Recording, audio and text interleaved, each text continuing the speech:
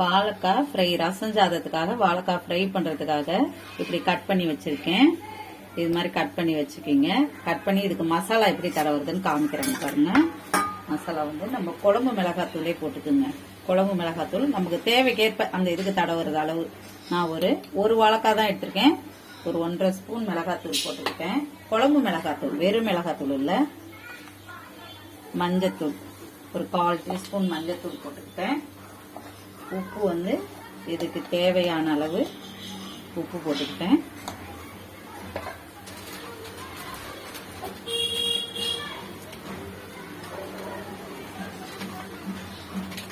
Cornflour மாவு சும்மா 1 spoon மாதிரி, அதுல கொஞ்சம் மொறுமொறுப்பு கிடைக்கும், அதுக்காக கார்ன்ஃபிளவர் மாவு போட்டுக்கிட்டேன். பூண்டு நல்லா ஒரு 2 பல்லு நசுக்கி வச்சிருக்கேன். நல்லா அதையும் போட்டுக்குவோம். நல்லா வாசமா இருக்கும். அதுக்காக ரசம் சாதம் விசில் அடிச்சிருச்சு. இப்போ வந்து நம்ம ரசம் சாதத்துக்கு இந்த வறுவல் ரொம்ப நல்லா இருக்கும். நம்ம தோசைக்கல்ல போட்டே வறுத்துக்கலாம். இப்போ வந்து இதை வறுத்து தண்ணி கொஞ்சமா விட்டு கலந்துக்கலாம். வேணும்னா காஷ்மீர் மிளகாத்தூள் போட்டுக்கலாம். நான் வந்து ரெட்டா வேண்டாம் எனக்கு. அதுக்கு வெறும் நம்ம வீட்டில் யூஸ் பண்ற எல்லாமே நம்ம வீட்டில் அரைச்சது தான். மஞ்சத்தூள் கூட நானே அரைச்சிருவேன்.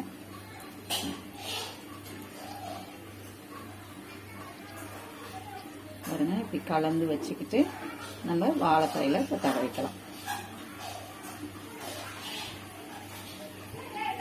வாழைக்காயை இப்படி ஒன்று ஒன்றா எடுத்து நல்லா 2 பக்கமும் படுற மாதிரி இப்படி செஞ்சு வச்சுக்கிங்க. நம்ம தோசைக்கல்ல போட்டு எண்ணெய் விட்டு வறுத்து எடுத்துக்கலாம். இப்படி எல்லாத்தையும் இது மாதிரி செஞ்சு வச்சுக்கிங்க. இது மாதிரி எல்லாத்தையும் தடவி நல்லா ஒரு 1/2 மணி நேரம் ஊற வைங்க. ரொம்ப நேரம்லாம் வேணாம். ஒரு 1/2 மணி நேரம் ஊற வச்சிங்கனாவே நல்லா மிளகாத்தூள் அந்த உப்பு எல்லாம் இறங்கி இருக்கும். நீங்க உப்பு டேஸ்ட் வேணா பார்த்துக்குங்க. உப்பு டேஸ்ட் பார்த்துட்டு இது பண்ணிக்கிங்க. ஒரு 1/2 மணி நேரம், ஒரு 10 நிமிஷம் ஊறினாவே போதும். 1/2 மணி நேரம் ஊறினா நல்லா இறங்கி இருக்கும். உள்ளுக்கு நல்லா இருக்கும் அந்த சாதத்துக்கு சாப்பிட்றதுக்கு. எப்படியே இருக்கட்டும். நம்ம வந்து சாதம் ரெடி ஆயிருச்சு. அதை எப்படி தாளிக்கலாங்கிறத பார்க்கலாம். பாருங்க, 1/2 மணி நேரம் ஊறிடுச்சு வாழைக்காய். இப்ப நல்லா கொஞ்சம் எண்ணெய் விட்டுக்குங்க. தோசைக்கல்ல தான் எண்ணெய் விடுறேன். எண்ணெய் விட்டது நல்லா காஞ்ச பிறகு வாழைக்காய் பாருங்க நல்லா ஊறி இருக்கு இல்லையா. ஊறின வாழைக்காய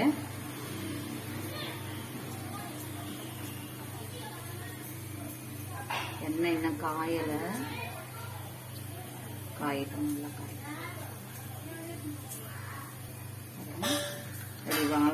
ஃபிஷ் மாதிரி ஒன்று ஒன்றா எடுத்து வச்சிருங்க.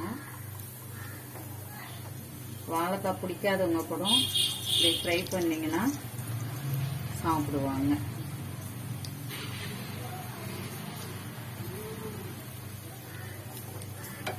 நல்லா கொஞ்சம் மெதுவான தீயில வேக விட்டீங்கன்னா கொஞ்சம் நல்லா மொறு மொறுன்னு வரும்.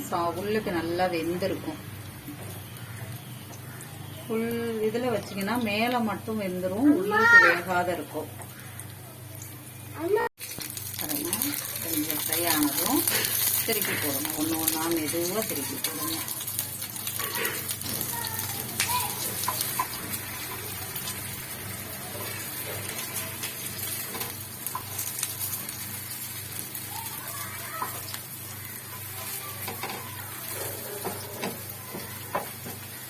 இந்த சைடு நல்லா வேகட்டும். வெந்ததே எடுத்துடலாம்.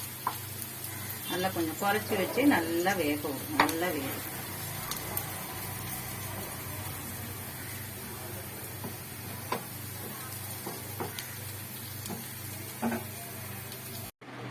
சண்டே மதியம் இப்படி ரசம் சாதம் செஞ்சு வறுவல் செஞ்சு சாப்பிட்டு பாருங்க.